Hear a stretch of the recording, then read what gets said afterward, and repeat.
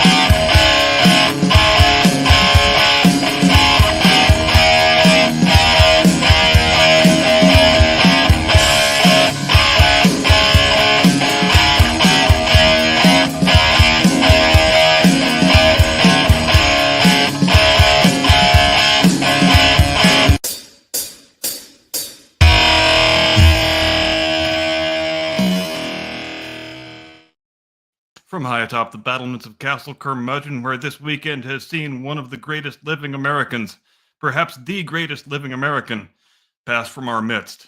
James Arthur Lovell Jr., Cleveland, Ohio, Captain, U.S. Navy, pilot, Gemini 7, Commander, Gemini 12, Command Module Pilot, Apollo 8, and most famously, Commander Apollo 13, passed away on Friday at his home in Lake Forest, Illinois, at the age of 97.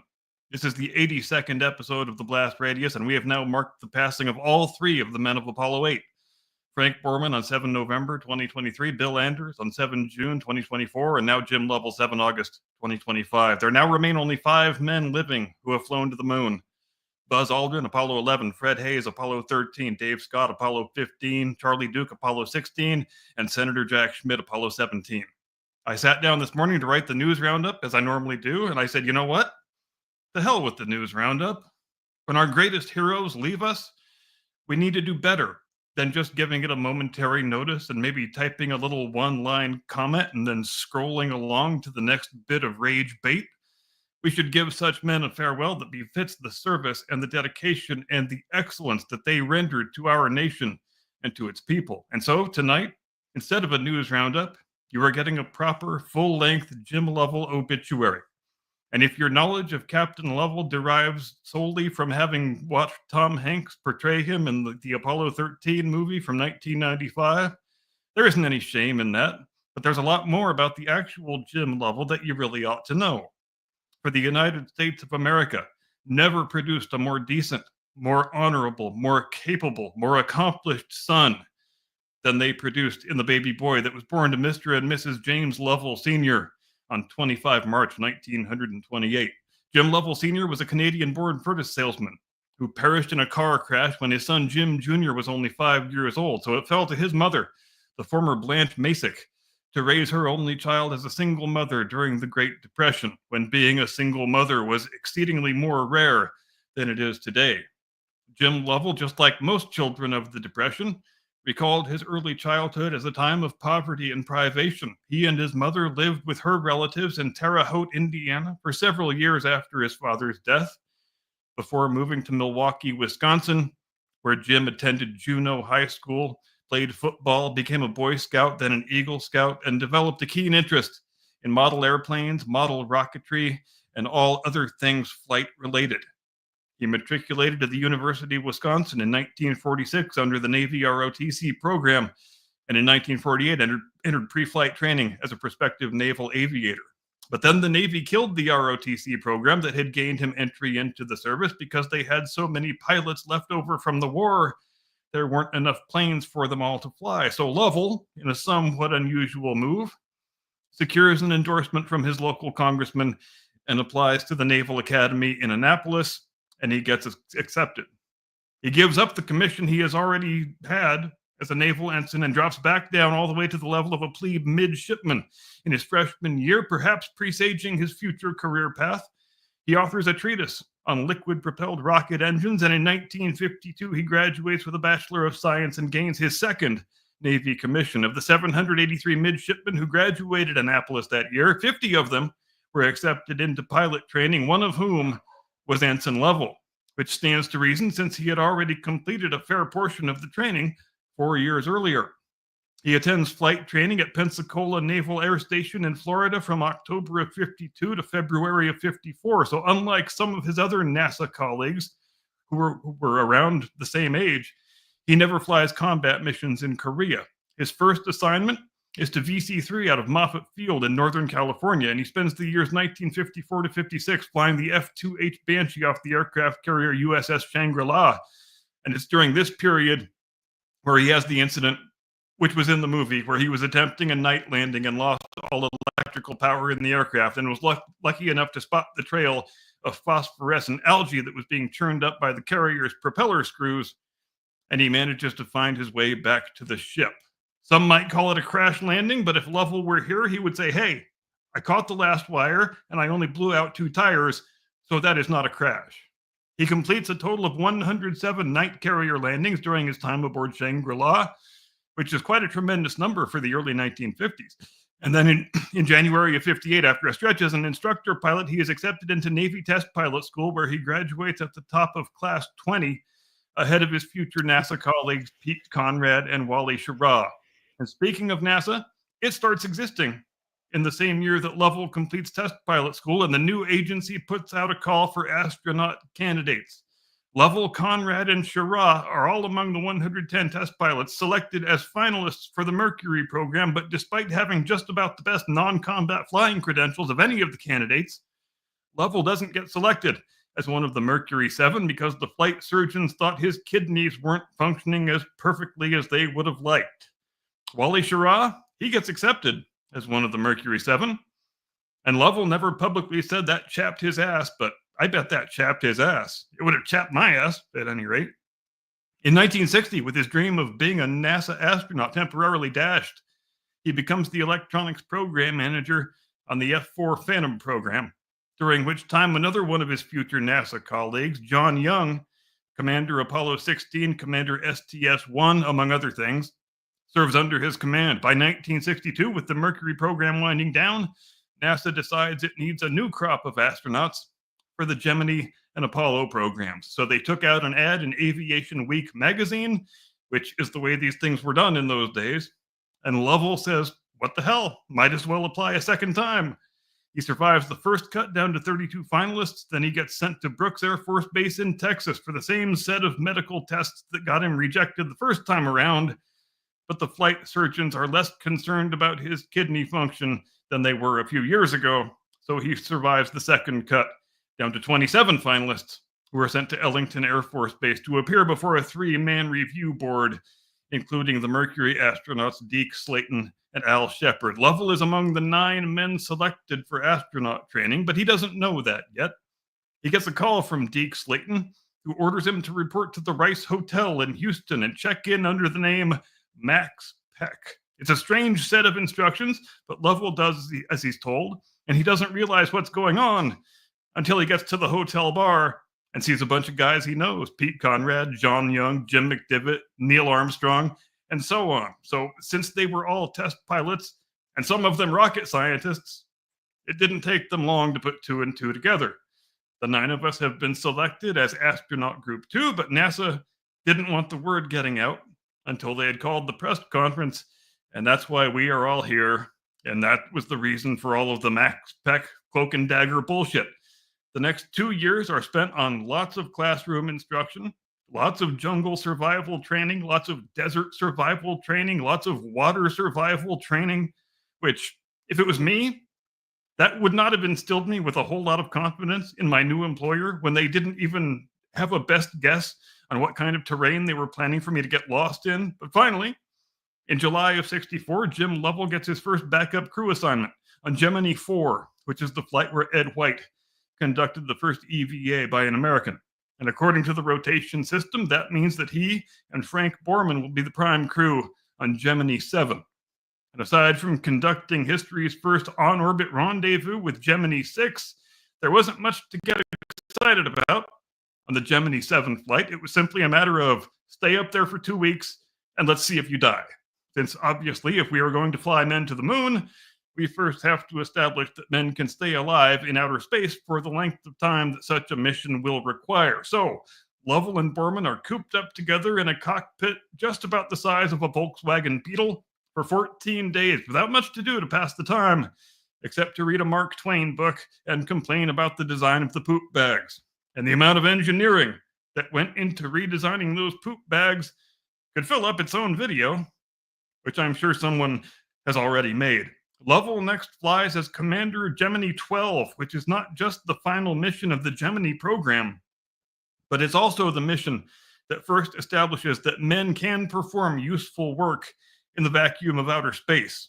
The first EVA, the Ed White EVA on Gemini 4, that was just a matter of get out and float around for a few minutes and then get back in. On Gemini 9, Gene Cernan tried to get out and perform some useful work, but it was a total failure, and nearly a fatal one. Nobody had fully considered the amount of handholds and footholds that are required even just to turn a wrench in the vacuum of space, because just like Sir Isaac Newton surmised, the force of turning the wrench and the bolt results in an equal and opposite force being exerted on the astronaut's entire body. So Cernan winds up dumping 12 gallons of sweat and nearly giving himself a heart attack just in the act of trying to perform these simple few experimental tasks.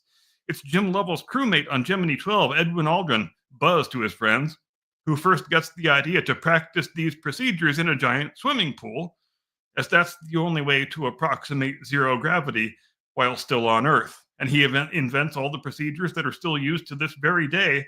Everything comes off with nary a hitch, and Gemini 12 is the most successful U.S. spaceflight up to that point. Lovell's next flight is Apollo 8. Though the Apollo 8 crew was originally assigned to Apollo 9, but due to a combination of the lunar module not being ready yet and a rumor, which turned out to be bullshit, that the Soviets were going to attempt a manned circumlunar flight before the end of 1968, the Apollo 8 and 9 crews, they swapped spacecraft, and it is decided to make Apollo 8, with the crew of Borman, Lovell, and Anders, humanity's first foray beyond low Earth orbit. And again, and the importance of this can't be overstated, they flew that mission without a lunar module, and all of its systems that became so crucial later during the Apollo 13 disaster. If the oxygen tank malfunction that happened on 13 had happened on 8, which it just as well could have done, there would have been no chance of surviving or returning home. We would still have 3 astronaut corpses out there orbiting the sun somewhere. Attempting that flight was something that would never be attempted in 1,000 years in today's congenitally risk-averse NASA culture. But that is how seriously we took the Cold War back in those days. If there's a chance the Soviets are going to attempt a similar flight, we have to try and beat them, and we have to accept whatever risks there are. Bill Anders estimated privately that they had a 1 chance in 3 of returning home alive, and he probably wasn't too far off in that assessment. But in the event, which was also the first manned flight of the Saturn V launch vehicle, the flight went just beautifully. We got the first photographs of the entire planet Earth. We got the famous Christmas Eve reading of the first passage of the book of Genesis, a plan which was conceived and executed solely by the 3 crewmen. NASA management gave them no instructions except Say something appropriate. And just try to imagine astronauts being given that much leeway in the present day. But you can't, because it would never happen. And Apollo 8 winds up being the last and final death knell of the space race. We had won, we had got to the moon first. The Soviets abandoned their lunar landing program altogether and turned instead to developing space stations. Lovell's only got one flight remaining in his career now, and it's the one that everybody knows about. It's Apollo 13. On that mission, he becomes the first man to fly in space 4 times and the first man to fly to the moon twice. So the original plan was for him and Fred Hayes to land and walk around for a couple days, but the number 2 oxygen tank in the service module had other plans. And the feat of leadership that Jim Lovell pulled off on that flight, of setting all other things aside and focusing solely on getting your men home alive from a failed mission, it's an achievement that I've often compared to the achievement of Sir Ernest Shackleton during the failed Imperial Transantarctic Expedition of 1914-16. It's easy to say that any other commander could have just as well pulled it off. Jim Lovell himself was always quick to say that he thought that. He didn't think he deserved any special credit. He thought the people on the ground in Houston deserved more of the credit than he and Hayes and Swigert did. But he was being entirely too modest in the view of this reporter. I don't think any other commander could have pulled it off. They had to invent all the procedures they used out of thin air and whole cloth. They had to solve all of their trajectory problems in the middle of a life and death emergency by doing arithmetic with pencil and paper. The movie dramatizes the events to some degree, but not really all that much.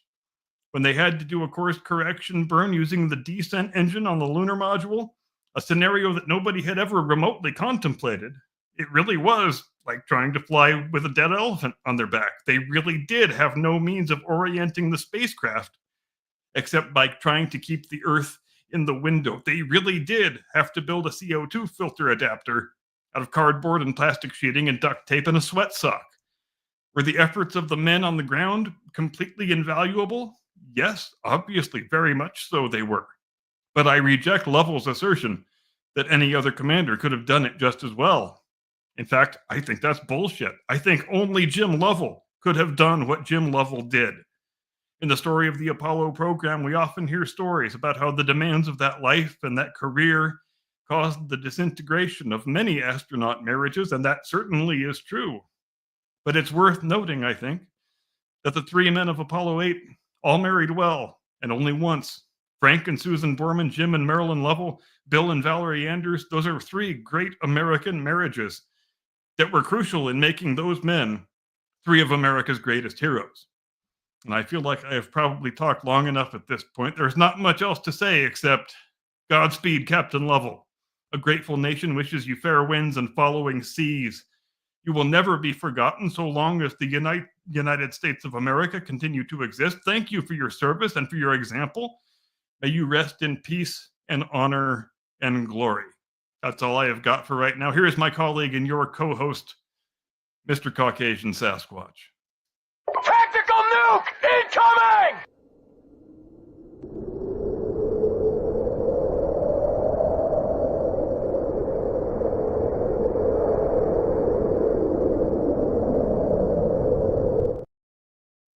Good evening, ladies and gentlemen. Welcome to the Blast Radius. And I want to reiterate what my brother in Christ just said. I don't believe very many other men could have pulled off what Jim Lovell did on that particular trip. There might have been 3 men on Earth, maybe 4, if we included a few cosmonauts, that might, maybe have been able to pull it off. And I doubt any of them could have done it without some practice and some additional training. Lovell managed to pull this off literally with just his wits and the help from the men on the ground. And one more step on that. Damn, I had his name. The guy that didn't make the flight, what was his name? Ken Mattingly. Ken Mattingly. If Ken Mattingly had been in that module while they were in the air, I don't think they would have made it home, because he put every waking moment, every single instant he had, he spent every single second until they came down trying to figure out how to get them men down. And while everyone else in that crew also did the same thing, he was one of the few men in that crew that had the same training, the same capabilities, the same necessities, the same abilities as the people actually in the module. He sat there, he built the filters, he rebuilt them again. There was one point where someone had used something that wasn't on the mission, and he's like, "You can't use that. That wasn't there. You can't." No. And he pulled it apart, handed them back the right stuff, said, "Here, use this." They don't have any of that stuff. They only have this, and he stuck to it. And it's one of the best moments in American aviation and spacecraft history. And he refused to even work with the lights on because they don't have these lighting conditions up there. So I don't either. Give me the little pen flashlight and I'll stick it in my mouth just like they're having to do right now. And Right. yeah, and that went unmentioned in the little piece I just did. But it's also a crucially important part of the story that one of the crew members got switched out 48 hours before the flight because Ken Mattingly had never had the measles and got exposed to it by Charlie Duke. And it's just like the scene in the movie. They said, if you either have to swap out Mattingly for Swigert or we are swapping out your entire crew. And what a position to put the commander in. Let's take a look at that swap right there. Was it Mattingly and Swigert? Swigert, right? Yeah. Okay. Yep. Mattingly and Swigert. You lay them side by side on a piece of paper. You take away all of the identifying characteristics. Mattingly is still the better choice, right? Yes. The only reason Swigert is chosen is because Mattingly might have been exposed to measles. There's one other thing that made Mattingly a better suit for the mission specifically. He was 2 inches shorter. That's it. Was he? I think so. If I remember right, he was like 25 pounds lighter and 2 inches shorter, something like that. Yeah, you might be right. He was not a large man. But as far as their capabilities, their ability to do the job that was needed to be done, they were the same person, the same training, the same capabilities, coming from the same type of background to achieve the same level of success. And if you'd have had any one of the other people in that stack, that ship may not have come home. And that's the only time in the whole program when a crewman was switched out in that manner. Normally, when they swapped out crews, they swapped out entire crews. This was the only time, since they only had 48 hours notice. They said it'll be, we'll have a better chance of a successful mission if we just swap out the one guy instead of all three. In the actual event, Mattingly never gets the measles, and it wouldn't have mattered anyway. But the history is what the history is. Right, and I mean, say what you will about the different narratives that have spiraled away from that particular batch of missions.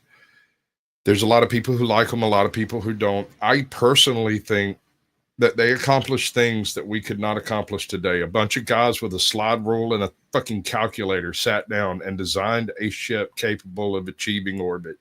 That in and of itself, not only achieving orbit, breathing human life back safely. Yep. And I said, go ahead. We can achieve that, but if we tried to rebuild a Saturn rocket, wouldn't happen. Yep. Can't do it. And I feel like I'm going to launch into an anti-space shuttle rant right now, but I promise I won't. We could have kept on flying the Saturn V, the most successful launch vehicle in history still, but we chose not to. We chose to build the goddamn stupid space shuttle instead. We just retired the greatest piece of technology we have ever developed for no goddamn good reason, except we wanted to give a couple of different contractors the booster contracts because the senators wanted their earmarks. So that's really all it came down to ultimately. There was an early version of the shuttle that still used a Saturn V, and instead of the S4B stage and the command service module, you just stuck the shuttle on top. It would have been a perfectly workable solution. It would have worked better than the thing they actually picked. We probably wouldn't have had the Challenger tragedy, but that is not the way it worked out. Sometimes you cannot depend on the government doing sensible things. Right. It's been many, many years since I watched it, but there was a documentary years ago on how the shuttle was chosen over various other suggestions that were made at the time. And if that particular documentary was to be believed, it was the difference of $75,000 and the ability to move the rocket. That was it. And it may well have been. And Yeah, sometimes things really are that stupid.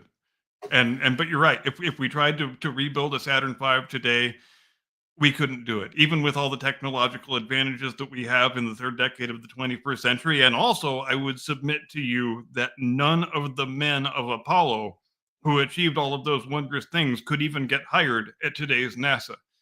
They would probably be seen as too toxically masculine and politically too inappropriate. non-risk averse. I mean, they gave the guys a bunch of Corvettes just as an advertisement, and two of them wrecked them almost immediately. They were like, Yeah. "Oh yeah, oh well, that was fun."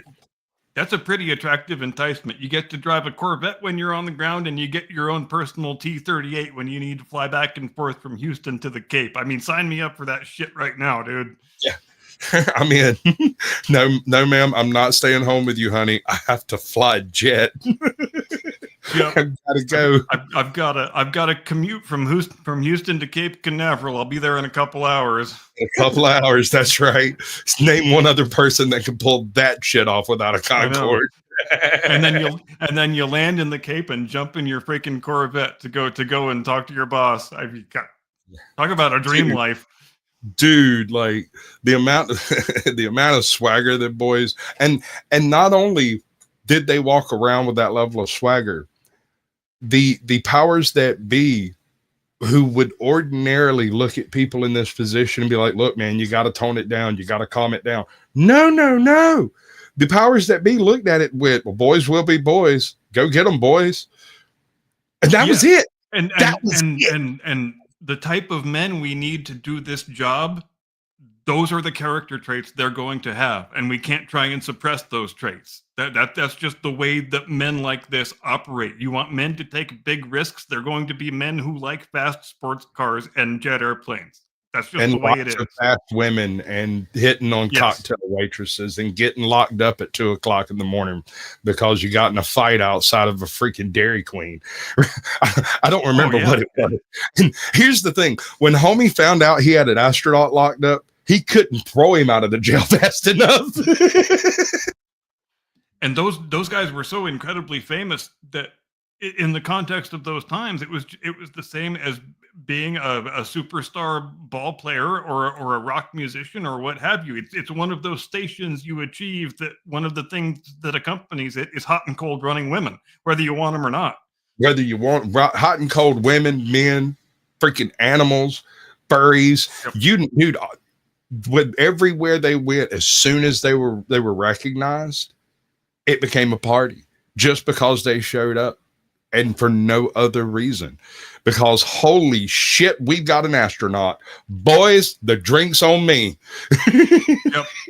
Everywhere. Oh yeah, that's another thing. It becomes very easy to develop a drinking problem when you never have to pay for a drink. And I would venture as far as them never having to pay for a drink from that day forward. Oh, indeed. Yeah, definitely. Yep. Because every guy in the bar wants to be the guy who bought the astronaut his first drink. So they're going to be falling all over each other for that privilege. And that's the way that those guys lived during that period. I can't remember who it was that did the quote, and I'm not going to say it right. I think it was used by the Patriot. I killed men and men bought me drinks.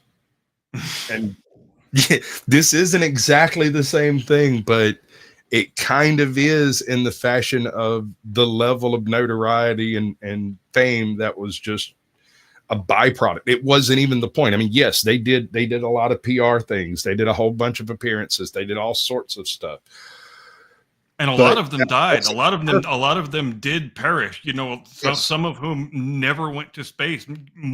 Everybody knows about the Apollo 1 tragedy where Grissom and White and Chaffee got burned to death, but there's Elliot C. and Ted Freeman and a couple of guys whose names escape me at the moment, but just who died in T-38 crashes, just commuting back and forth from Houston to the Cape. There was, I mean, it's an extraordinarily high death rate when there's only a couple dozen of you and 6 of them get killed. I mean, you're going to want to cut loose whenever you get a chance if you're living in that high pressure of a lifestyle.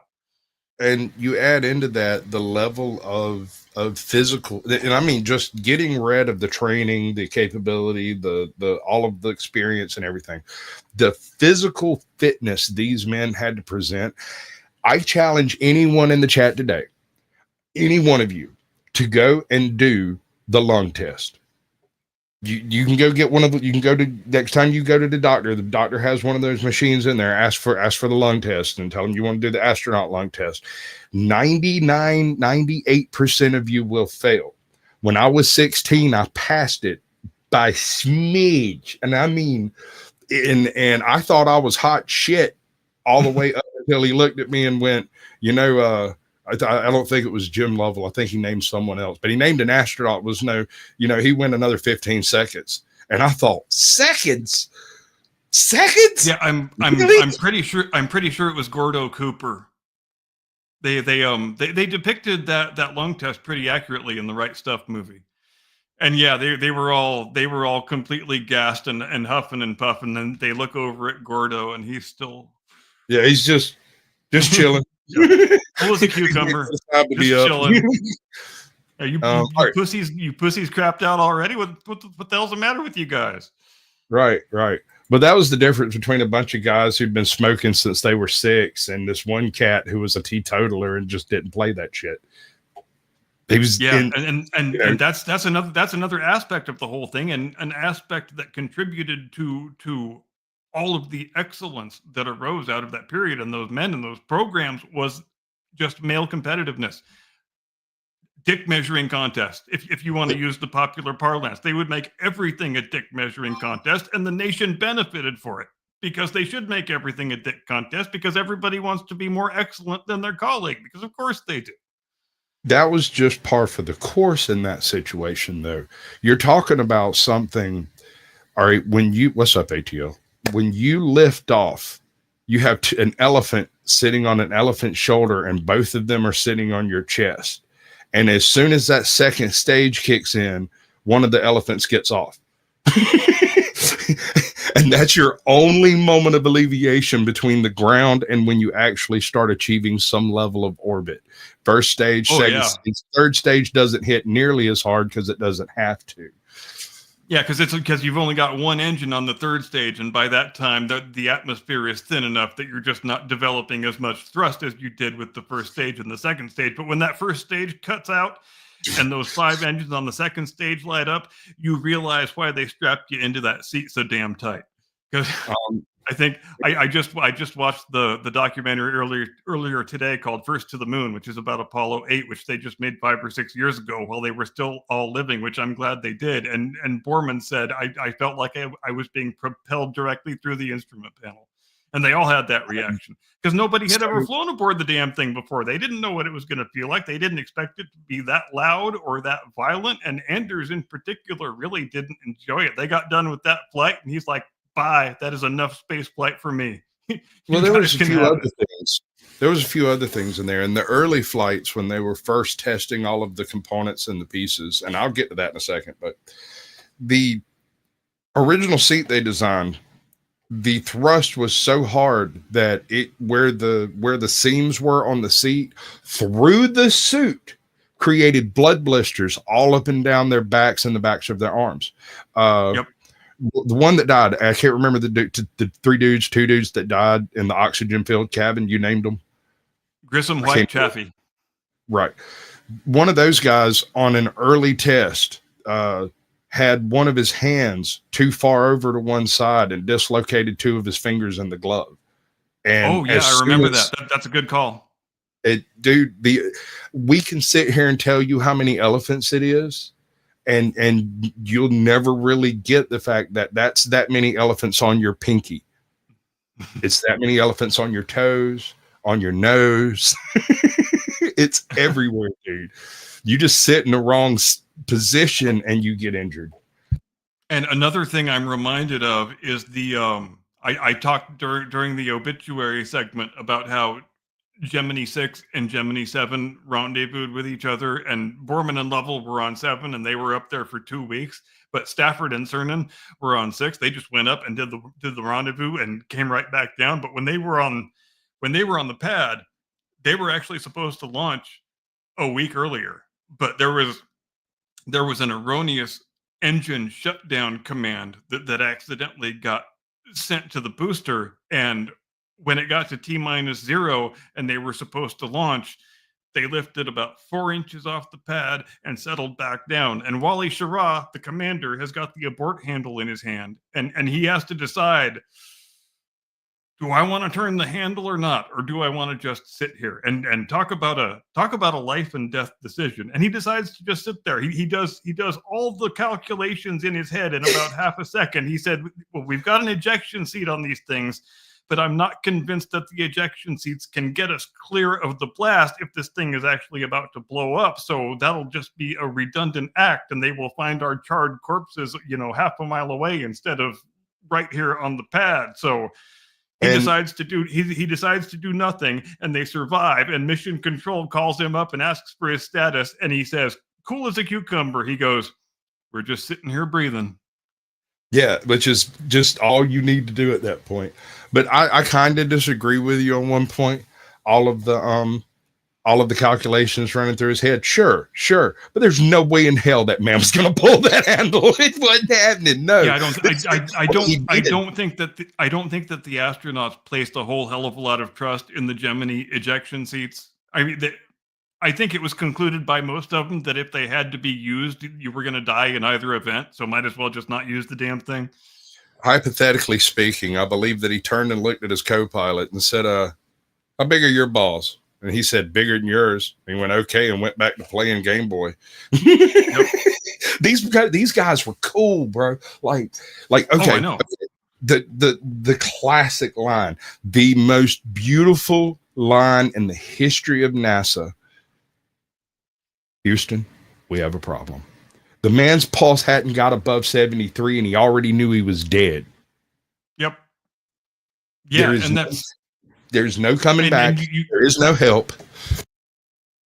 And you understand why, for dramatic purposes, they kind of had to dress that up for the film and make it a little bit more nerve-wracking. And it certainly was nerve-wracking, but when you listen to the actual mission audio, the thing that you are struck by is that these men who are in the middle of a life and death emergency where they could perish at any given moment, their heart rates never get out of control. Their voices are never raised. There is never the slightest, only a couple times is there a bit of trepidation in their voices. And whereas any normal person would be terrified to the point of curling up in a ball and being totally non-functional. But that's not the way NASA astronauts operate. And that's why the selection process is so damn rigorous, and why the training process is so damn rigorous, because you want men who don't lose their shit when an emergency arises. And that's what we got. And that's why we should be so proud of them and their achievements. That's right. The panic happens later. You can't panic now because we all die if I panic. And while that is a thought in the back of your head, don't panic, don't panic, don't panic. You don't really have control over that unless you're one of the rare few who do. Right?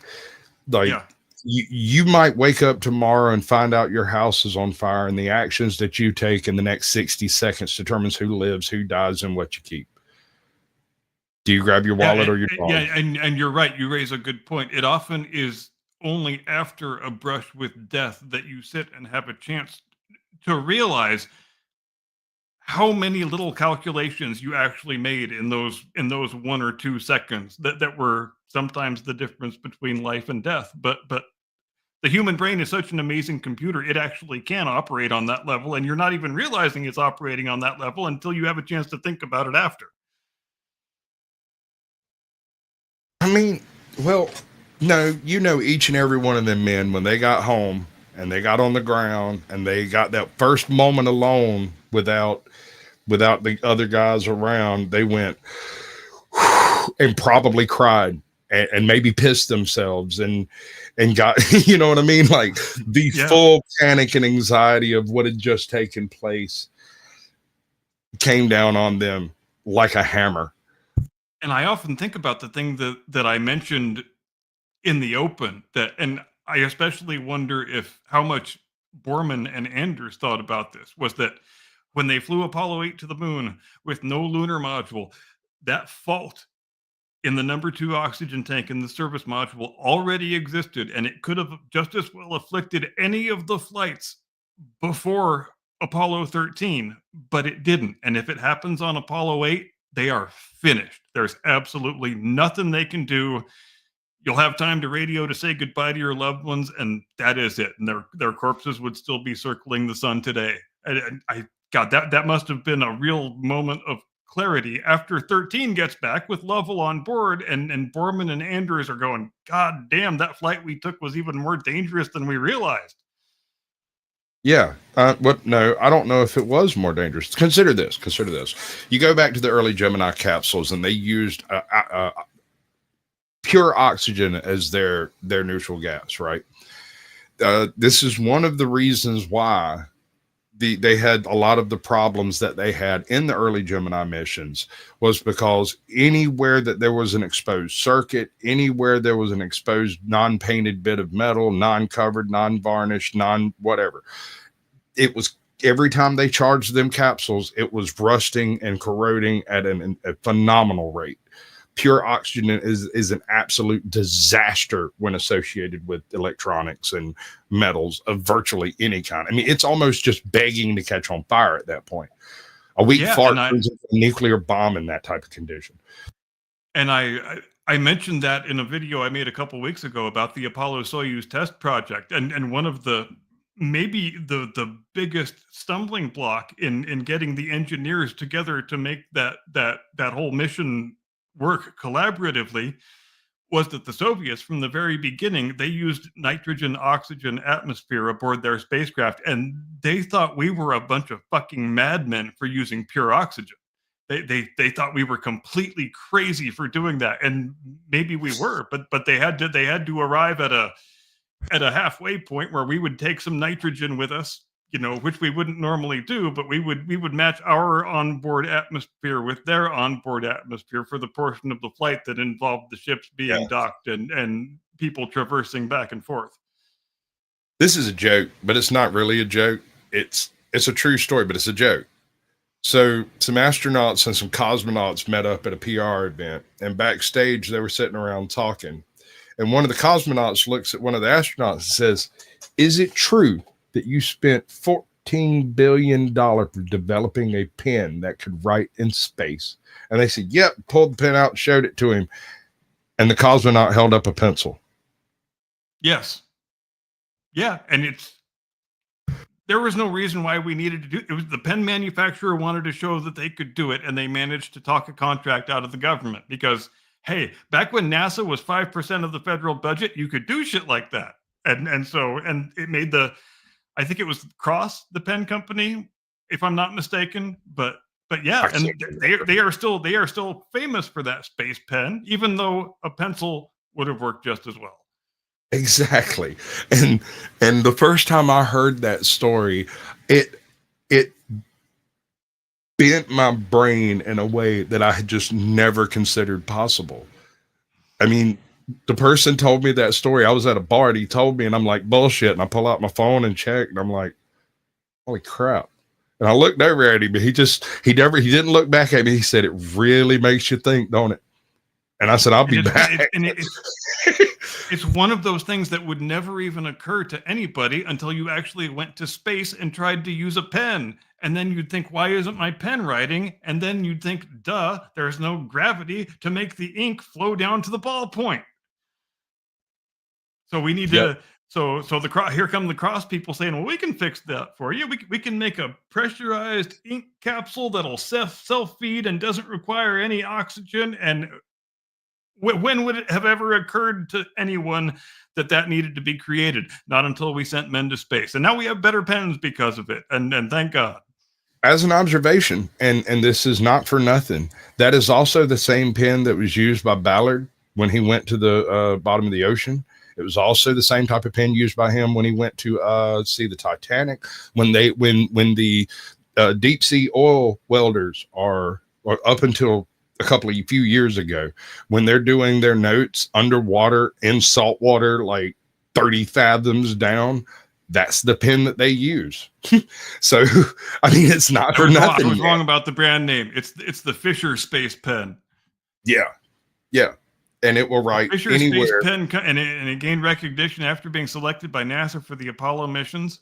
And pressurized ink cartridge. Unlike ordinary pens that rely on gravity, the Space Pen's cartridge is pressurized with nitrogen gas at nearly 45 pounds per square inch. This constant pressure ensures that ink is fed to the ballpoint regardless of orientation or gravity. Also, thixotropic ink. I bet you didn't know that was a word. The pen uses a special viscoelastic ink that is thick like rubber cement when at rest, but liquefies when agitated by the rolling ballpoint. This prevents leaks and ensures smooth writing even underwater. So there's your Bob Ballard thing. And the pen is built to withstand extreme temperatures from minus 30 Fahrenheit to plus 250. And you can still buy that exact same pen right up till today. Yep. And it will freaking work. Period. Oh, and if it don't, if I remember right, we've got a diarrhea in space question. If Frank Borman was here, he could answer that question for us, because Frank Borman had a hell of a spell of diarrhea on the translunar injection portion of Apollo 8. He actually had it squirting out both ends, diarrhea and vomiting for a couple hours. And so Anders and Lovell got to experience what floating globules of diarrhea look like in outer space, and what a joy that must have been. Anders said, we had these oxygen masks that were supposed to be used only in case of fire, but once I smelled what was coming out of Borman,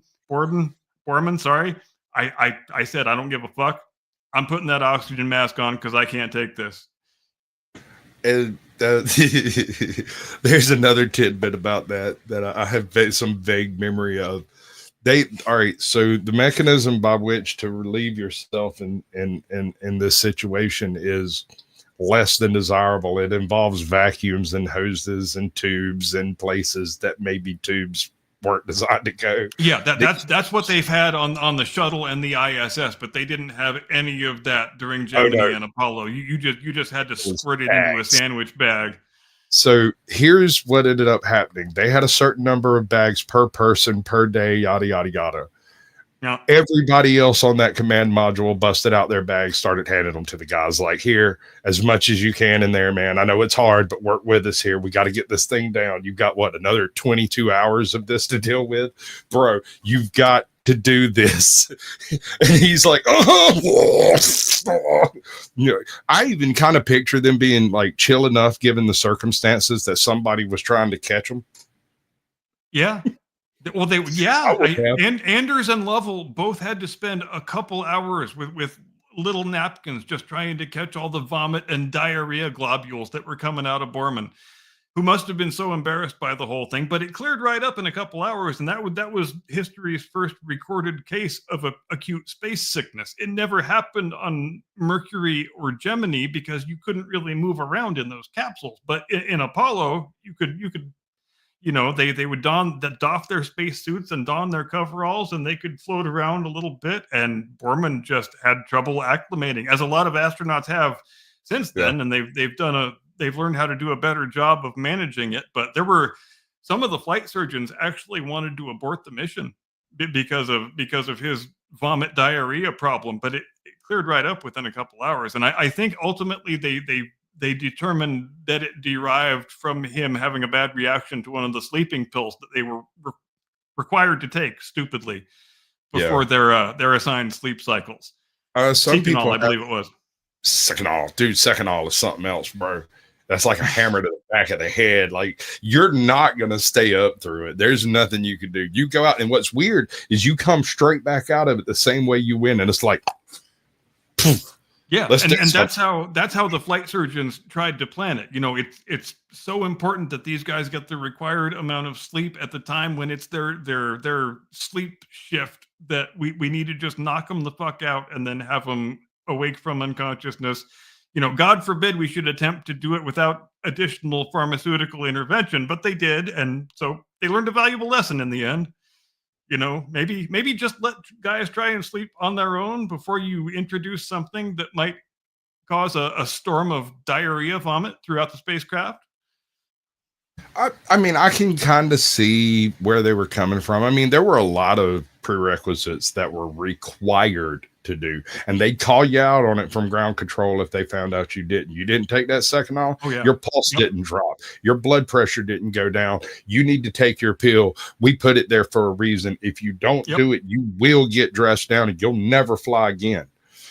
Yeah, and it was that serious. You're not even exaggerating at all. If because every single item on that spacecraft has to have its weight accounted for. And this is all, they are measuring all of this stuff absolutely down to the gram. So if we are going to put that pill on that spacecraft, you goddamn well better take that thing. Otherwise, why did we put it on there? Yeah, that's weight.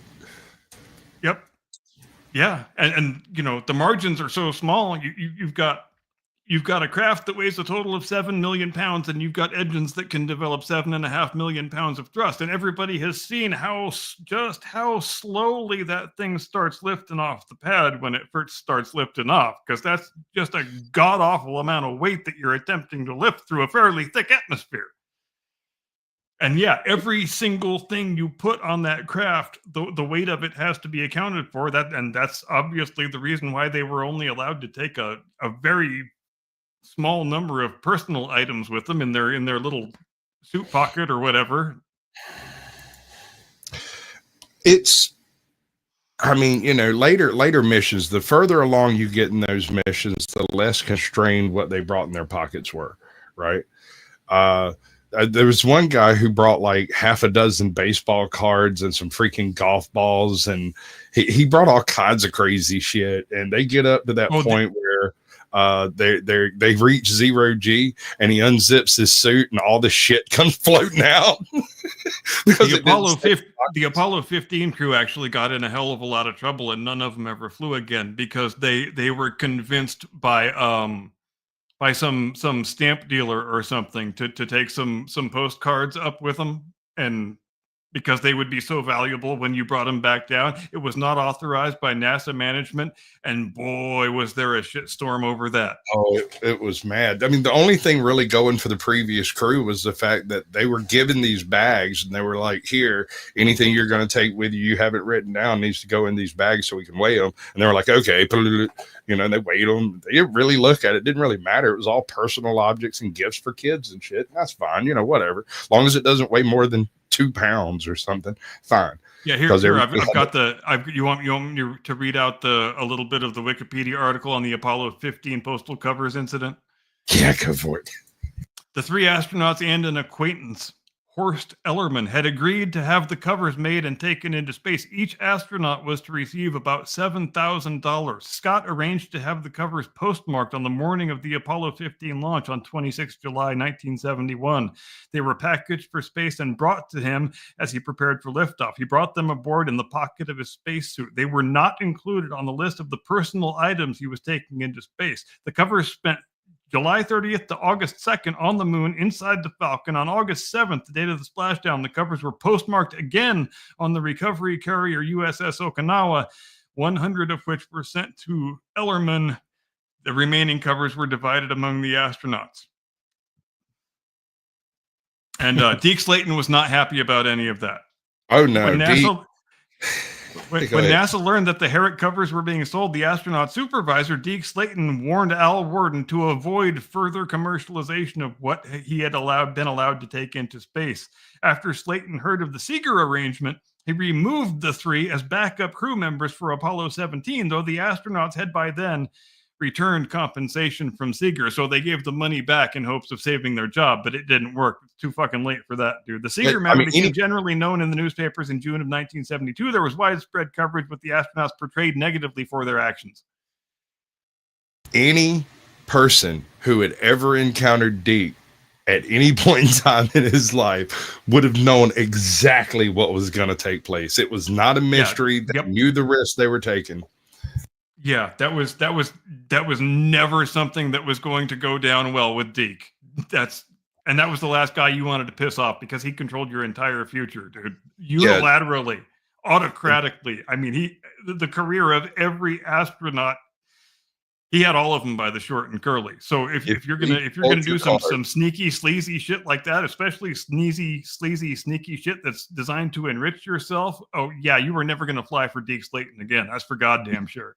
not just Deke Slayton. Deke was very well respected in every corner of the federal government. Every department he ever touched immediately worked flawlessly. The second he became involved in it, it greased wheels everywhere, bro. Not a squeak in sight. The fact that he was put in command of NASA just in general, and that it was supposedly a civilian organization on its front, unbelievable choice. I'm not sure anyone else could have accomplished what was accomplished with the people available in the time that he was given. That man was a machine. Yeah. And the only way he gets that job is because he comes up with a heart arrhythmia and gets grounded from flight status like a couple weeks before he was supposed to fly the second to last Mercury mission. And, it's the end of my career. What the hell am I going to do now? This is so embarrassing. And so they make him the head of the astronaut office. And he completely shines in that role. He kicks all the ass that a man can kick. I mean, we don't get anywhere near the moon without Deke Slayton being in that post that he landed in accidentally. And then by 1975, almost 20 years later, he manages to get the heart thing under control. He quits drinking, he quits smoking, he exercises his ass off, and he convinces the flight surgeons to return him to flight status. And he gets to fly on the Apollo Soyuz mission. And I love that story so much. I mean, that Deke got to fly. Yep. It goes back to the raw quality of the individuals. And I do have one thing to ask, and this is neither here nor there. The choices were what they were at the time that they were, and this is when it happened. And so there's no judgment based on any of that. But is it possible, had there been mixed race crews, we might have fielded twice as many? Or at least another 16% more, something along those lines. Because when they added the Tuskegee Airmen to the Air Force, they were immediately one of the top competing air wings in the Air Force anywhere. Like, they immediately outshone every other place there was to outshine, because it was very much like the NASA program. It wasn't just a group of black pilots. It was the best black pilots that America could field. And they showed it the very second they went into combat. It immediately became obvious that we were fucking up. We need to fix this, and we need to fix it now. And the guys who flew with them, all of them, were immediately changed forever. They may have been hardcore racist when they got in that airplane and they were flying over Europe, and then a red tail showed up and saved their asses. What if the quality of people like that could have been applied to the already extant quality of the people in the NASA program? Yeah, and that is one thing that tends to fix racism fairly quickly, is being a comrade in a guy, either in a military unit or on a sports team. And one of the interesting things about that is in those contexts, in those highly masculinized settings, like a football locker room or a military unit or what have you, those guys will much of their interaction with each other will often be the most vicious racial slurs and insults you can imagine. But that is the way that men express affection for each other. They might throw racial slurs at each other constantly, but when it's time to be on the battlefield, they will absolutely take a bullet to keep each other safe. There are no racist or atheist in foxholes. Right. Just doesn't exist. That falls by the wayside almost immediately. And if there is, those people die. They accidentally catch a grenade and stuff. It fixes itself over the short term. If a guy has been through all the same shit that you've been through, and you've come up together from the same spot to the place you are now, that cures racism in a hell of a big damn hurry. You're not going to be a racist after that, because this man is your comrade now. You would do anything for him. You don't give two spurts of piss what the color of his skin is. Exactly. or what his last name is, or where he's from, or what kind of accent he has, or what he likes to eat when he wakes up in the morning. There's another incident, and it's a terrible example, but there's really not a better one available, right? In Maverick, and also in Top Gun. You remember Iceman in Top Gun? He was just that damn good. You hate him, but he's that damn good. In Maverick, there was Hangman. Hangman was 10 times the asshole that Iceman was. Iceman was cold and non-reactive. Hangman was loud, obnoxious, in your face, and would tell you at every point he got that he was better than everyone else in this room at whatever it is you're doing. And then he would prove it. And when you come across an individual like that, and you just really want to hate him based off of his attitude and his behavior, and you can't because he's right. He's that good. If you encounter a black man like that, it adjusts your attitude on how you can see people. Right? It just immediately corrects your thought process of the stupid ideas behind all the racist bullshit can no longer be held in the same brain with the knowledge that that man is walking around on this earth. Yeah, absolutely. And that thing that you mentioned and that we're talking about is one of the litany of reasons why the Woodrow Wilson years were so disastrous, because the previous administrations of McKinley and Theodore Roosevelt and Taft, they had all taken steps to desegregate not just the military but the federal government as a whole, and those steps were ongoing and probably would have been completed sometime in the 1920s. But Wilson comes along, he undoes all of that shit because he was the first immediately. Yep. With prejudice, like, no, that's not happening. We're not going to do that. That's not a thing. And the very second that era transitions out, they're not quite back at square one, because if I remember right, there were a handful of black pilots still left around from World War I. There were a few drill sergeants and whatnot that were still around, 45 years old. And the very second they're like, we're looking for men to serve, they're the first ones in line going, here I am, sign me up. And they're like, you're too old. You can't do it. You're too old. And then it comes down from on high. No, they're not too old. Those are drill sergeants. They're training men. And some of the best trainers, the best drill sergeants in American history came from that time period. And it's a gorgeous and beautiful historical moment in America that most people don't realize is sort of the linchpin hinge that was closing the door on the concept of like a segregated America, racism, if you will, to use the popular parlance. Period. Yeah. And it's such a damn shame that all of that got undone because we elected an unreconstructed Southern racist president in 1912. But the civil rights progress that ultimately had to wait until the 1950s and 60s should have been achieved in the 1920s. And it would have been if there's no Woodrow Wilson in administration. And as much as it breaks my heart to blame that on Theodore Roosevelt and his, third-party campaign in 1912, I can't avoid blaming him for it because it really kind of was his fault. But there, and Not Lost makes a point. Black soldiers were treated better in World War I than World War II. Consider this. Yeah, that's correct. That's correct. World War I was considered the war to end all wars. It was the Great War. It was thought to be the last major conflict nations on earth would have to fight at the time. And so there was no room for that bullshit. We have to win, because if we don't, we lose forever. Right. And the actual desegregation of our armed forces doesn't happen until all the way under Harry Truman in 1948. Exactly. I mean, and with that being said, there was an awful lot of allowances made in some sections and some sectors for exceptional people, right? Like there's a handful of mixed people who show up and are maybe just a little too dark to pass that particular sniff test. Mm-hmm. They made it because they were exceptional people and they really wanted to serve and they were exceptional, right? And and you know what's another example of making exceptions? I'm reminded of when Franklin Delano Roosevelt and the Democrats slammed the door shut to Jewish refugees in 1934 after the National Socialists took power in Germany, which probably did more to facilitate the Holocaust than anything anybody did outside of Germany. But Einstein, you can come in. We'll take Einstein, but everybody else can fuck off. Well, there at the end of WW2, there was that little tidbit that took place of me, that took place with the Operation Paperclip thing, and that whole process, and we're coming back full circle back to NASA.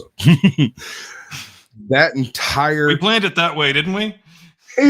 Well, I got a question for you when we get to the end of all this, and I've asked you before, and you've never quite directly answered me. But without Operation Paperclip, you're adding 20 to 25 years to the time it took for us to accomplish what we accomplished, right? Definitely. Without those brains and that brain trust, be the brain drain on that particular war machine being applied to a civilian sector, they instead would be supplied to a war stance, the war sector, Army, Navy, you name it, whatever. This could be a very, very different world without NASA taking on the responsibility of these somewhat dubious individuals. Oh, yes. They had somewhere to go, something to do, and something to keep them busy, and a nice life while doing it. Now, of course, there's also Los Alamos and various other projects that benefited from it. But if the Operation Paperclip guys get snapped up by the Soviets instead of snapped up by us, the whole history of the second half of the 20th century up until now looks completely freaking different in ways that we couldn't possibly imagine. Absolutely. There's really no comparison. There's nothing quite like that particular time in American history. I mean, we were building machines to go to the bottom of the ocean, building machines to go to space and to the moon. We were building machines to try to collect stuff off of the sea floor, to try to do mining. We were building machines to go deeper in the Earth's crust than ever. I'm looking at it right now, Mike. I'm just a little bit busy. And come on, learn to multitask better, you lazy ass. All happening at the same time. That's any one of these events would be earth-shattering technology and groundbreaking developments and make the news every single night in any other time period. And the fact that not only was America doing this, that, and the third thing and another thing, and making trips to Antarctica and going to the North Pole and going under the sea ice and all of these things, all at the same time. Yeah, it says a lot about the men who did it.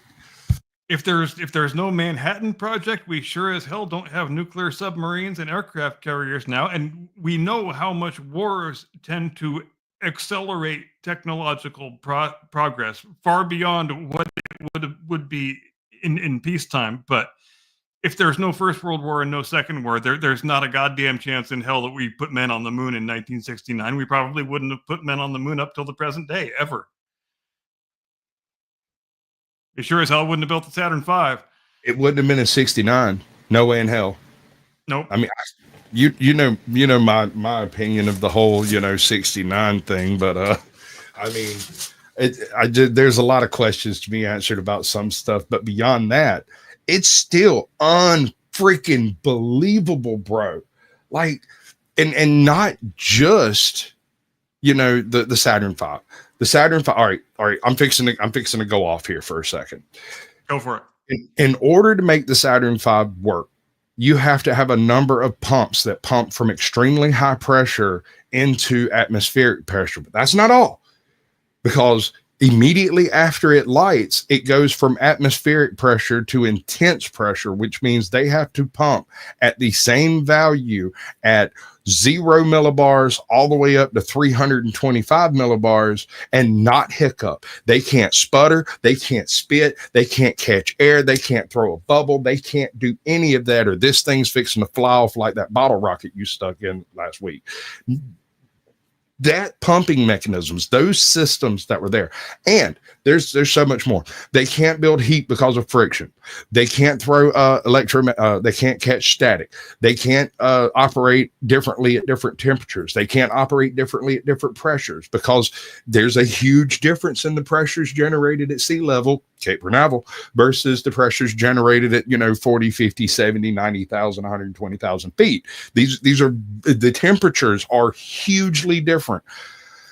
And these boys just broke out a pencil and a slide rule and a little handheld calculator and punched in some numbers and did the math and built the damn thing. They sure enough did.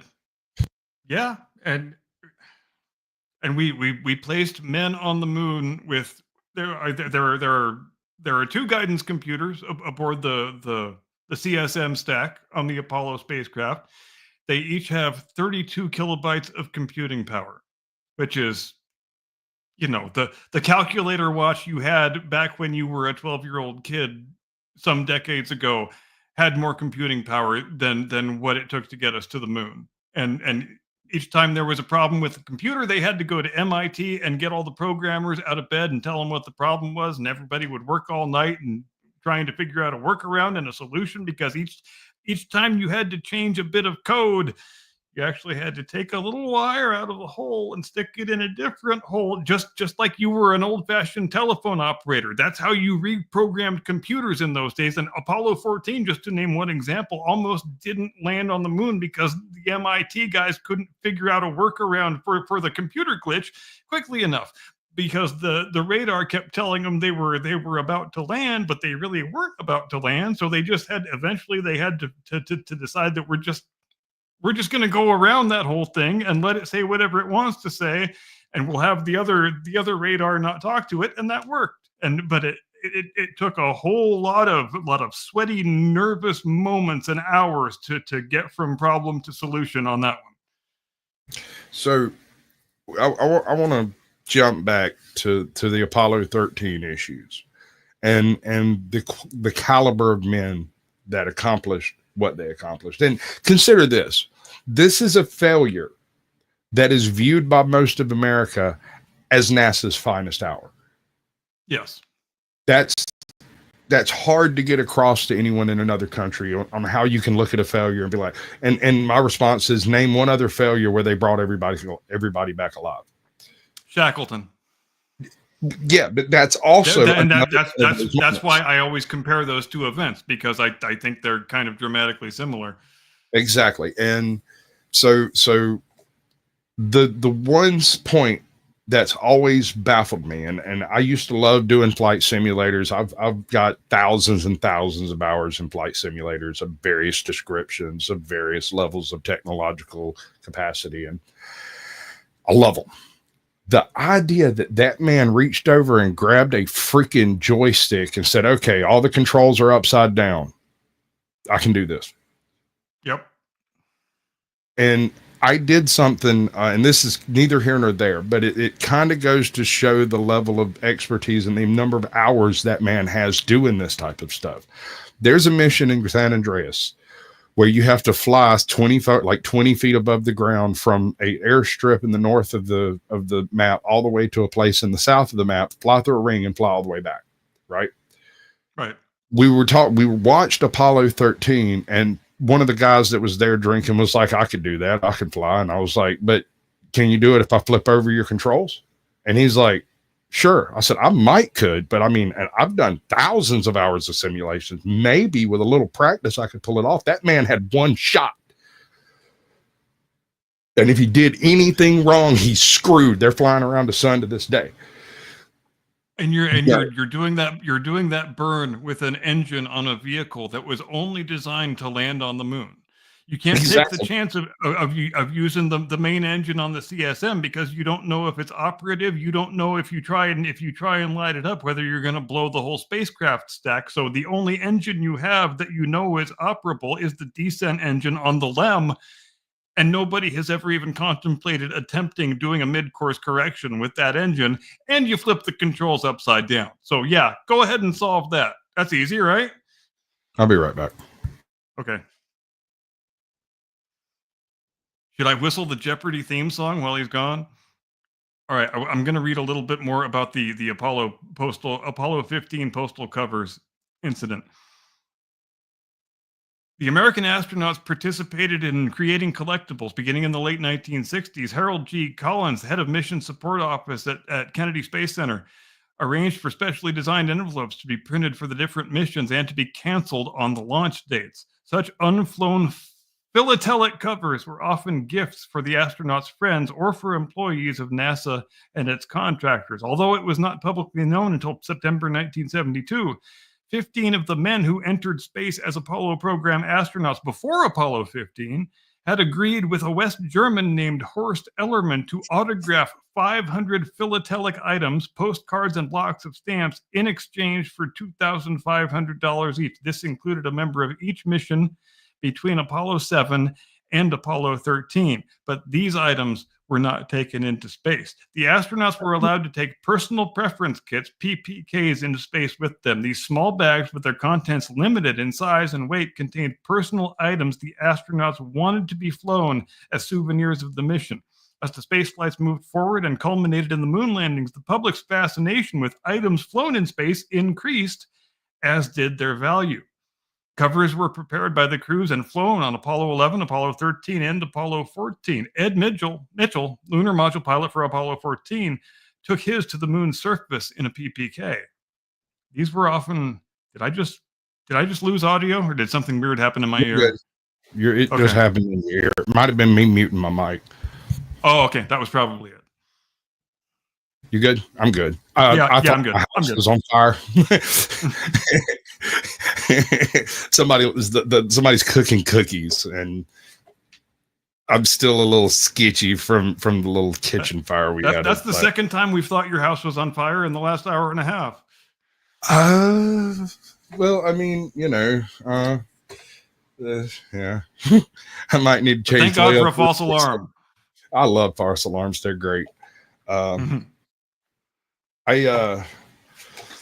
The difficulty involved in trying to accomplish some of the things that were accomplished. I mean, the level of fitness, the lung capacity, the ability to operate in, dude, the rings. Have you ever been in the rings? Of Saturn? No, the thing that spins you all kinds of different directions and stuff. Oh, yeah. Okay. You've been in them? Yep. Okay. Then trying to take a fucking pin and stick it in a hole and get it in the right one while you're doing all of this stupid shit is virtually impossible. Not only could these guys do it, they do it flawlessly on the first try. Yeah, and there were a lot of things that nobody even thinks about that were actually really big engineering challenges. And when my dad and I were watching the First to the Moon documentary earlier, I mentioned just the little briefcase-sized portable life support system that is just designed to give the astronauts breathable oxygen in between the suit room and on the ride to the pad and up to the spacecraft before they get hooked up to the actual spacecraft umbilicals. It just years and years and years of engineering went into designing that little tiny suitcase that we don't even think about, because it's just a little thing that the guys carry when they get on the bus and when they go get in the elevator to go up to ingress the spacecraft. And when you start digging into the engineering logs on those programs, the impressiveness of it all increases by orders of magnitude, because they had problems to solve that wouldn't even occur to us. We only think of the big problems. We don't think of the briefcase life support and the poop bags and all the little mundane things that should be afterthoughts. We don't think about those because that's what we have engineers for. But all of it adds up to something that is the greatest achievement in human history. Agreed. There is a caveat to that. The first time they sent a woman to space, they gave her 100 tampons and asked if it would be enough. I think it's worth mentioning that engineers don't know everything, It's true. I mean, everybody can fail at some point, and they don't want to be that guy, and so they over-engineer everything. right? I think 100 should probably cover it. Yeah, I would assume so. I mean, I think it was a 3-day trip, if I'm not mistaken. But hey, no, don't cut them no slack on this one now. Those tampons could be very useful in other circumstances. I mean, think about it. If you have a micrometeorite, There's lots of things you can use tampons for that are not their design function. that is not there. Well, kind of is, but like specifically, Yeah. you have a meteorite, poke a hole in the freaking spacecraft, dip that tampon in water, stick it in the hole. That fucker's plugged. It might not be perfect, but it's as perfect as you're gonna get. It'll work better than anything else you have at your disposal at the moment.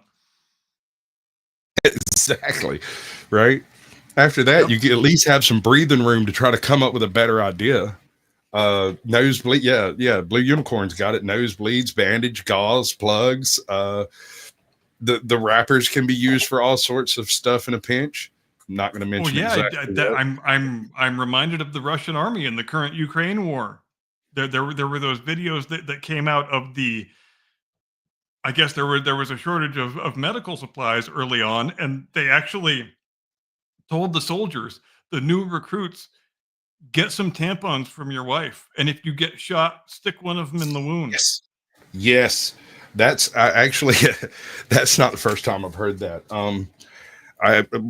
My pops was a bit of an alcoholic, and he would very rarely get drunk enough to wax philosophical about his time in Vietnam.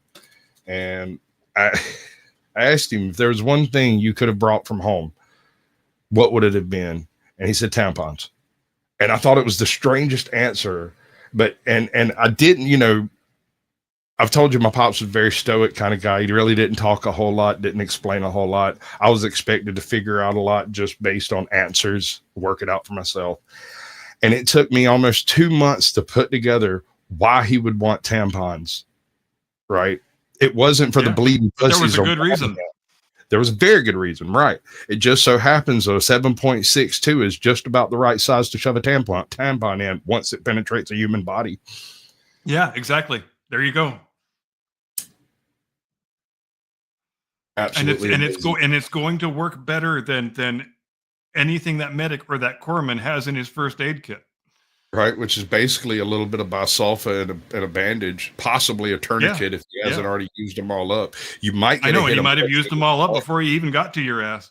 Right, half the time them corpsmen got to you, and they didn't have nothing for you but put some pressure on this and a prayer.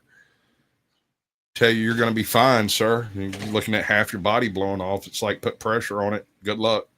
Stick a tampon in there. You'll be fine, son.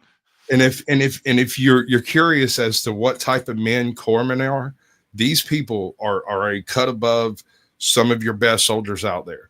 Watch Hacksaw Ridge. Watch Hacksaw Ridge, and realize they had to tone that story down to put it in Hollywood. Yeah, and he didn't become a medic due to any lack of bravery. It was just a religious conviction that would not allow him to carry a weapon and harm other people.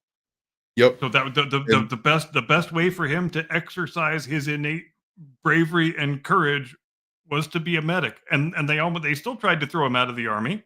The way it's depicted in the movie is pretty well accurate. His dad actually had to stand up for him and say, "No, you really want to take this kid. He's really got something to offer. There's good things he can do without carrying a fucking rifle. So pull your heads out of your ass, why don't you?" His dad's story is almost as interesting as his own once you dig into it. It's true. He served with distinction in one of the most gory and nasty fields in the First World War. And he came away from it not only alive, but sane enough to actually raise a family that would produce a gentleman like this man. All right.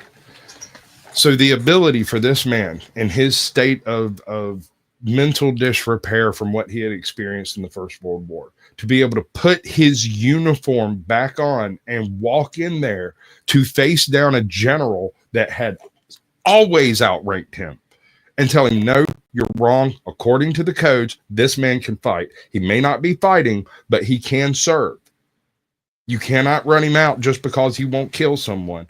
And then there's the line. I can't remember the man's name to save my life, but then there's the line.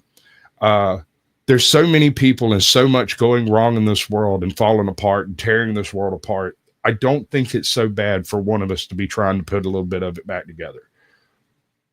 That is a great line. Brilliant. And Desmond Doss was the first conscientious objector ever to win the Medal of Honor. Right, and deserved it. And no one doubted it. Oh, and I love at the end of the movie. He was the most inspirational man in the unit. You could ask any man in the unit, and they would say that. Like he did shit that no other man in that unit would ever contemplate doing. The way they ended the movie, and the movie's got a few, it's good. Don't get me wrong. It is a magnificent film. It depicts the situation relatively well. There's a few comedy things in there that I think might have been shoehorned in through Hollywood. I don't know. It probably takes a similar amount of dramatic license as Apollo 13 does. Right. So there's some drama built, although I don't know why you bother to fucking do it. Read the story, dude. It's absolutely amazing. Exactly. But there's a scene at the end of the movie where the guys are all gathered up. Dawson's had his freaking time in the MOP, the forward medical base or whatever. He's been wrapped up. He's like, no, I got to go back up. My boys are going back up. I'm going with them. They're like, you can't go. We're not going to release you. And he fucking walks out. He walks out. He grabs his Bible. He walks out, and there's like a whole battalion of men standing out that tent, outside the tent, waiting on him to see if he's going to go, because they're fixing to have to climb this ridge again. And if he's not going, okay, that's fine, but I'd really like for him to go with us. He's the bravest man I've ever seen. And they go up there and they call in the attack. Go. And we are holding. You're what? We're holding. Yep. Why? Dawson is praying. You're holding for a prayer? Yes, sir. And we will be holding. We are not going into battle against the enemy unless we are following the conscientious objector. And that says so much about an individual. You're talking people like freaking Marines. These people took Hamburger Hill. These people took Pork Chop Hill. These people fought their way straight into the teeth of death in every single combat action since their inception. And they have the toughest, most battle-hardened men on the planet. Yes. And they hesitate, not because they're scared, not because they're not going to do it, but because I'd rather have him with us than not. Yep. And it's a matter of 3 minutes. Because he is the focal point of the inspiration of our entire battalion. And we make no apologies for that, because he has proven that he warrants the status we have invested him with. Yes, and over and over and over and over again. Some of the gentlemen he pulled off that mountain were Japanese, and he was far too injured to be able to accomplish much of what he accomplished. It really was some pretty superhuman shit that he did.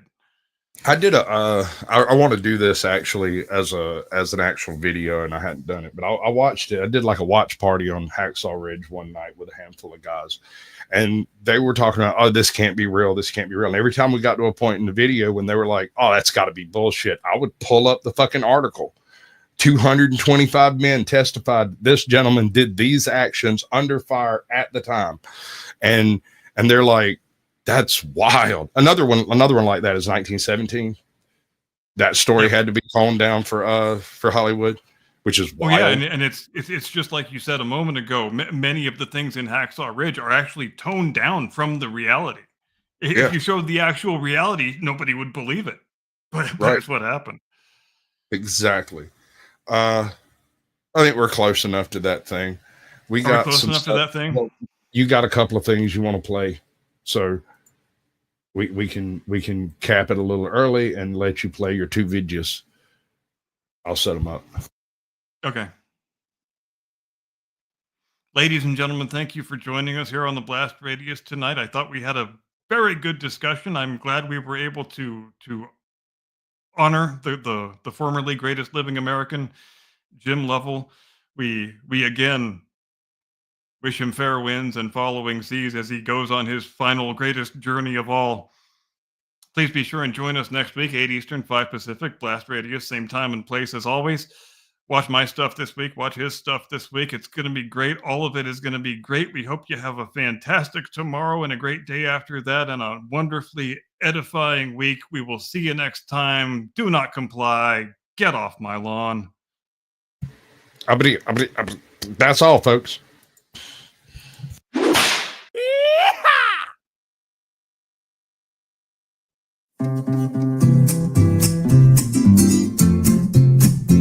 I hear the van coming, he's driving round the bend. Ain't seen my abuelita since I don't know when. In Alligator, Alcatraz, the time it dragged so slow.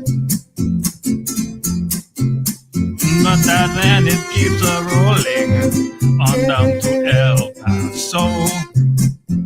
I was an ancla baby, my mamacita said, mijo, you got to run fast to escape from the feds. But I tripped and fell in Phoenix, and then I got hog-tied.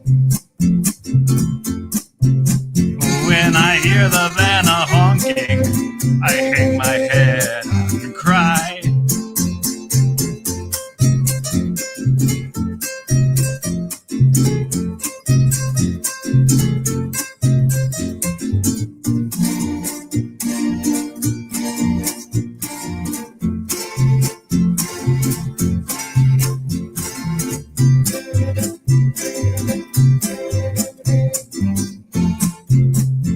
I bet there's Mexicanos in a fancy restaurant. They're drinking Jose Cuervo, smoking all the weed they want. Sé que soy estúpido, and now I can't be free. But those alligators snapping, that is what tortures me.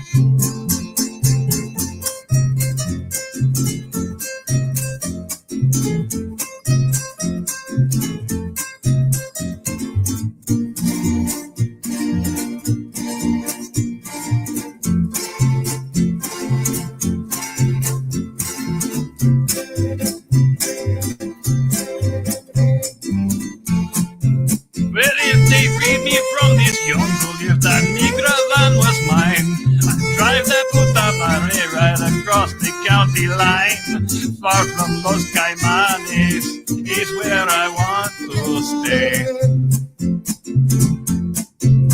And I let that pinchy migra van drive me far away.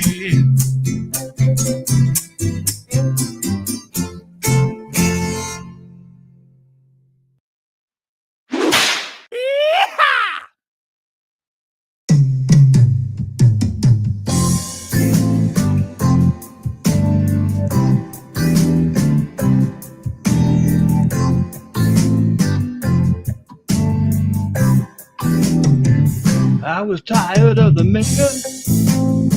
He'd been in office too long. The ones that went and installed him, they ought to set down the bomb. So while he lay there sleeping, I plunged a knife in his back. And in the daily newspaper, I wrote a scathing attack. 'Cause I'm Vanilla Kamala, I'll fill your life full of pain. I got between a quarter and a third of a brain. I made my choice from Mr. Zoran. He'll get the city in shape. If he's not what you'd hope for, better plan your escape.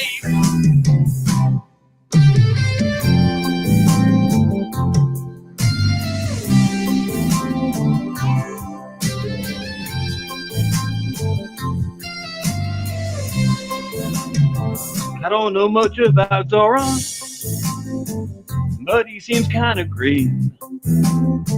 I'd much prefer a transgender with a name like Zoreen. So I wrote a new column said people shouldn't be sad.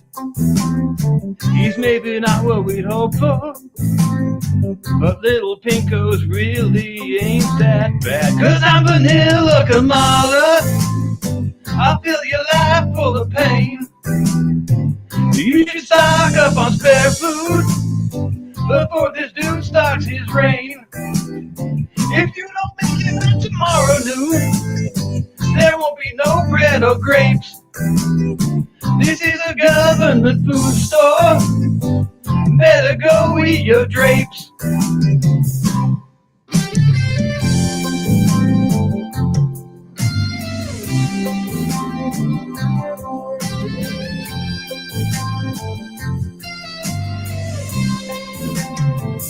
So I waited with high hopes for some food to arrive.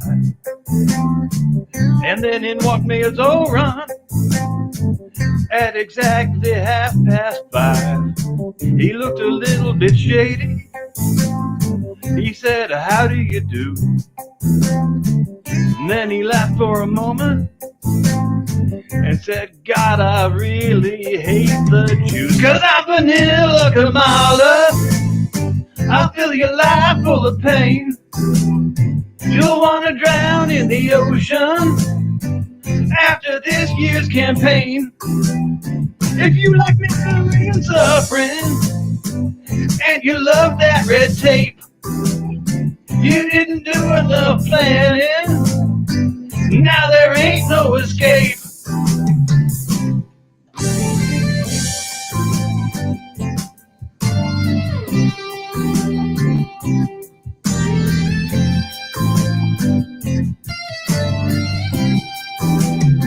"'Cause I'm Vanilla Kamala, I'll fill your life full of pain. I got between a quarter and a third of a brain. I make a trip from Mr. Zoran, he'll get the city in shape. If he's not what you hoped for, better plan your escape."